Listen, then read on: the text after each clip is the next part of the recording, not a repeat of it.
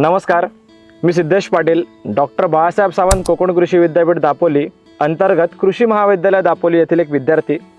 आज आपण सह्याद्री पट्ट्यात वसलेलं असं एक सुंदर गाव ज्याला वाघरणवाडी म्हणतात, या गावात आज आपण आलेलो आहोत। हे रोहा तालुक्यात आहे, जे की आपल्या रायगड जिल्ह्यात आहे, कोकणातील। इथे अनेक प्रकारचे शेतकरी आहेत, अनेक जमातीचे शेतकरी आहेत। त्याच्यातली एक जमात म्हणजे ठाकर जमात। ही जमात अशी विख्यात आहे की अनेक प्रकारचे देशी बी बियाणे हे परंपरागत इथे उगवत आलेले आहेत आणि याचं संरक्षण ते करतात। त्यातीलच आज खूप सुंदर असं एक भाजीपाल्यातलं वाण म्हणजे हे वांग्याचं वाण। आपण आज याची सविस्तर माहिती बघणार आहोत। या वांग्याची विशेषता काय आहेत, इथले शेतकरी कधीपासून ते करतात आणि ह्या वांग्याची नेमकं आज आपल्याला का गरज आहे, आपण आज हे जाणून घेऊ। तर आज माझ्यासोबत इथले एक प्रगतशील शेतकरी नारायण दादा आहेत। आपण त्यांची सविस्तर चर्चा करूया। दादा नमस्कार। नमस्कार। हे आपल्या पाठीमागे जे वांग आहे, तर मला सांगा हे वांग का खास आहे किंवा इतर वांग्यांपेक्षा कसं वेगळं आहे? इतर वांग्यापेक्षा आपल्याला चांगला खायला हा टेस्टी वांगा बिगर खत्याचा अच्छा लोकांनी बनवलेला। त्याच्यानं पूर्वी म्हणजे 100 वर्षाच्या आधीचाही वरतीच हा बियाणा होता। त्याच्यानंतर खाली आला बाजाराला इकायला। बियाणा वाढत गेल्यानंतर मग इकायला भाजी काढायला लागली आणि मग नंतर हा परत बाजून हा 70 ते 80 याला एका फळ पिकतो सीजनभर। अच्छा, एका सीझन मध्ये 70 ते 80 फळ पिकतो एका ह्याला झाडावर। अच्छा, आणि मग नंतर तोच तोडून उन्हाळ्यामध्ये पाण्याच्या ठिकाणी लावला तर परत तो डबल त्याला फळ तयार देतो। अच्छा, म्हणजे हे झाड जे आहे परत बुंद्यापासून हे परत उपटतो ना, परत तोडून आणि मग परत तोडून लावायचं लागवट अशी वली करून मग ते परत रोजून। अच्छा, परत वांगी भाजायला तयार। बरं मित्रांनो, या वांग्याचे वैशिष्ट्य असे आहेत की ह्या वांग्यामध्ये सर्वप्रथम कुठल्याही प्रकारचे काटे आढळत नाही। ह्या वांग्याची चवसुद्धा खूप चांगली असते। महत्त्वाची गोष्ट म्हणजे या वांग्यामध्ये कुठल्याही प्रकारचे रोग किंवा कीड याचा प्रादुर्भाव होत नाही। अजून खायलाही चविष्ट असल्यामुळे अगोदर ही लोक फक्त यांच्याच जमातीपुरती ही वांगे करत होते, पण आता बाजारपेठची मागणी बघता हे व्यावसायिक तत्वावरती ह्या वांग्यांची इथे कल्टिवेशन करून इथे वांगी उगवून हे बाजारपेठात उपलब्ध करून देतात।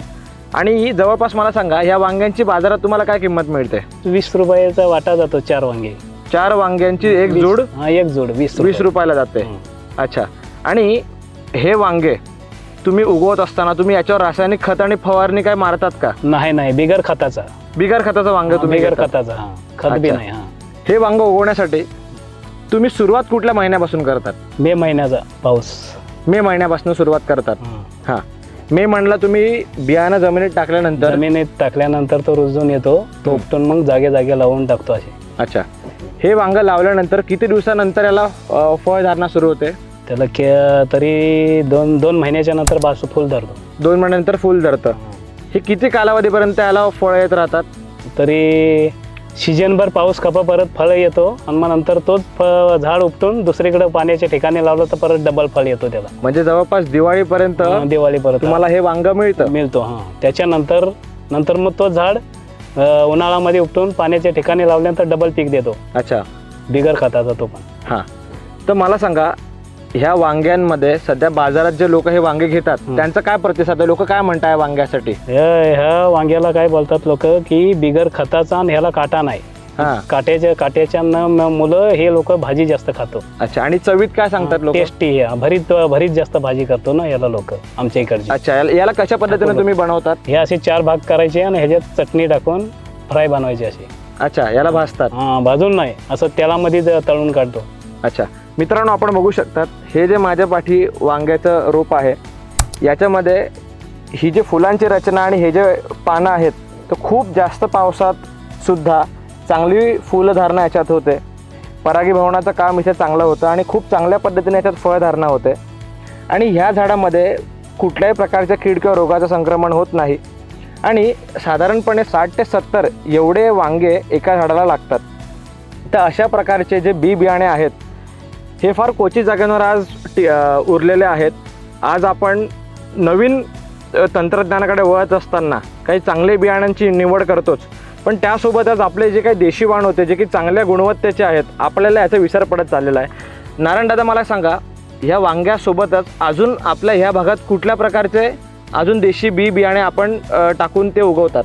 अजून आहे ना, तिल आहे, भेंडा आहे, त्याच्यानंतर गोंड्याचा बी आहे, गावठी बियाणं, त्याच्यानंतर वरी, नाचणी, अजून माठाचा बियाणं आहे. तर आपण सगळ्यांना एकच विनंती आहे की आपल्या भागात जे पण देशी बी बियाणे उपलब्ध आहेत याच्यावरती जागरूकता आणणं ही आपली जबाबदारी आहे. आणि सह्याद्रीच्या ह्या पट्ट्यामध्ये इतक्या जास्त प्रमाणात भाजीपाल्याचे विविध जाती देशी आढळतात, त्यांच्यावरती फक्त आपण लक्ष ठेवून त्यांची विशेषता काय हे ओळखणे आणि याला समाजासमोर आणणे ही आपली जबाबदारी आहे. सर्वांना एवढीच विनंती आहे की आपण अशा ग्रामीण भागात किंवा दुर्मिळ भागात जाऊन अशा वाणांची शोध करावी आणि नक्कीच विद्यापीठ यासाठी आपल्या सगळ्यांच्या मदतीसाठी उभाच आहे. असे नाविन्यपूर्ण देशी बी बियाणे आपण जपूया एवढी सगळ्यांना विनंती करतो. धन्यवाद. नमस्कार, मी डॉक्टर संतोष वरवडेकर, डॉक्टर बाळासाहेब सावंत कोकण कृषी विद्यापीठामध्ये कृषी महाविद्यालयाच्या विस्तार शिक्षण विभागाचा प्रमुख म्हणून कार्यरत आहे. आज आपण आलेलो आहोत रोहा तालुक्यातील रायगड जिल्ह्यातील वागरणवाडी या आदिवासी ठाकूर वस्तीवर आपण आलेलो आहोत. आणि आमच्या मागच्या स्टुडंट रेडी कार्यक्रमामध्ये सिद्धेश पाटील नावाचा विद्यार्थी रोहा तालुक्यातील खांब या गावामध्ये कृषी विज्ञान केंद्राच्या अंतर्गत रावे कार्यक्रमाला होता. आणि त्याच्या माध्यमातून हे आदिवासी वस्तीवर जवळपास खांबपासून जी सुकेळी खिंड आहे तिथपासून 7 ते 8 किलोमीटर एवढ्या अंतरावर हे गाव वसलेलं आहे. आणि चालण्याचा पायीच येण्याचा मार्ग इथे आहे. त्या आत्तासुद्धा आम्ही येताना तिथे चालतच आलेलो आहोत. अशा ठिकाणी येऊन या निसर्गरम्य परिसरामध्ये 7 ते 8 एकरवर पसरलेले ही नाचणी, वरी आणि काळे तीळ, हे काकडी, चिबूड, रताळी आणि मग ठाकर वांग ही सगळी पिकं आपल्याला इथे चांगल्या पद्धतीने डोलताना पाहायला मिळतात. आणि आमचे एक शेतकरी श्री ढोके साहेब यांच्या वतीने आपण या ठिकाणी आलेलो आहोत. आणि त्याचबरोबर नारायण पवार हे जे एक शेतकरी, प्रगतशील शेतकरी आहेत, ते खांबला राहतात, परंतु त्यांची एक तळमळ अशी आहे की हे जे ठाकर वांग आहे ते सर्वदूर पसरावं आणि अशा वांग्यानं शेतकऱ्याची जात म्हणून प्रमाणित करण्यासाठी विद्यापीठ नेहमी त्यांच्या पाठीमागे राहील. आणि असंच ह्याच शेतकऱ्याच्या या वाणाला जेव्हा आम्ही 18 मे 2025 या विद्यापीठाच्या वर्धापन दिनानिमित्त पारंपरिक भाजीपाला आणि ह्याचे जर स्पर्धा घेतली होती, त्याच्यामध्ये आमचे गणेश शीद ह्या शेतकऱ्याला पहिला अवॉर्ड ह्याच्यासाठी मिळाला होता. आदरणीय डॉक्टर बाळासाहेब सावंत कोकण कृषी विद्यापीठाचे सन्माननीय कुलगुरू महोदय डॉक्टर संजयजी भावेसर यांच्या हस्ते त्यांना सन्मानित करण्यात आलं.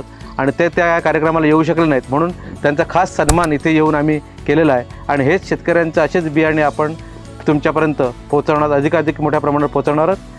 अशा पद्धतीने मी या ठिकाणी ज्याने आम्हाला सहकार्य केलं, ही आमची टीम 7 ते 8 किलोमीटर सुकळी खिंडीपासून चालत इथे आलेलो आहोत. आणि आत्ता जवळपास 4:15 वाजलेले आहेत. अजून आम्हाला खालती उतरायला 2 तास लागणार आहेत आणि आमचा प्रवास परत दापोलीकडे वळणार आहे. माझी सगळ्यांना विनंती आहे की अशा पद्धतीने गावठी बी बियाणे असतील शेतकऱ्याने, त्यांनी आमच्याकडे संपर्क साधावा. माझा संपर्क क्रमांक आहे डॉक्टर संतोष वरवडेकर, 94 041 61 435. धन्यवाद.